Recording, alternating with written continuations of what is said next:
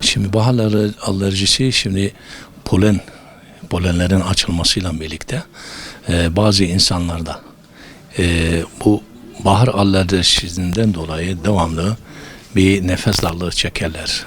Nefes almada zorluk çekerler. Havanın gah sıcak gah soğuk olması hasebiyle tabii ki bu gibi insanlarda astım, bronşit, nefes darlığı ve kova hastalarında daha ağırlıklı hissedilir. Ama bazılarında da tabii ki bu mevsimsel durumlarda o rahatsızlığı da görme ihtimalleri var. Şimdi belirtiler nefes almada zorluk çeker, tozlu bulunan yerlerde gezindiği zaman bir nefes darlığı çeker.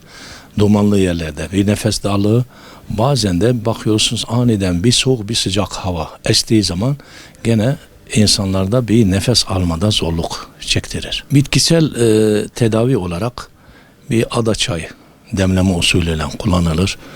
Ayrıyeten ıhlamur kullanılır, yarpuz kullanılır. Bir de gül hatmi. Özellikle gül hatmi sütü sevmeyenlerde kaynar suda bir 5-10 dakika kaynatılıp içirilir.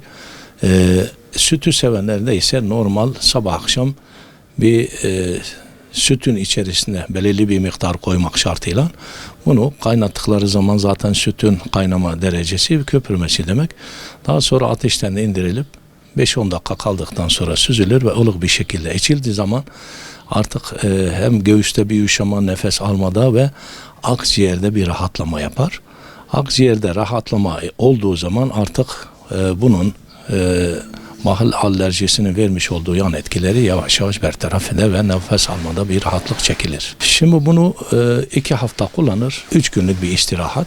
İsterse kişi 7 gün kullanır, 3 günlük istirahat eder ve bunu 1 ay boyunca kullandığı zaman her bir haftadan sonra 3 günlük istirahat vücutta yapmış olduğu etkileri bertaraf eder. Zaten mevsim olarak da zaten soğuktan sıcağa doğru giriyoruz.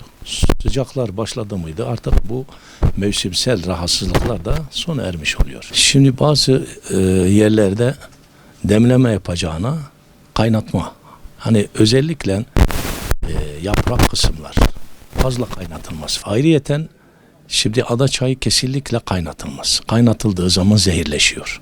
Ama demleme usulüyle tabii ki bundan kullanacak kişi de ölçülü kullansın. Mesela bir çay bardağını su bardağı kullandığı zaman fayda yerine zarar almış oluyor.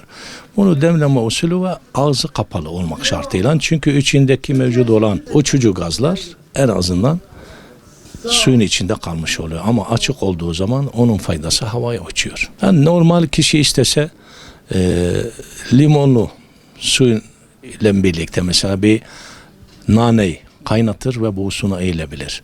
Ayrıyeten okulaptüs yaprağını kaynatıp buğusuna eğilebilir. Ada çayının yapraklarını kaynatıp buğusuna eğilebilir.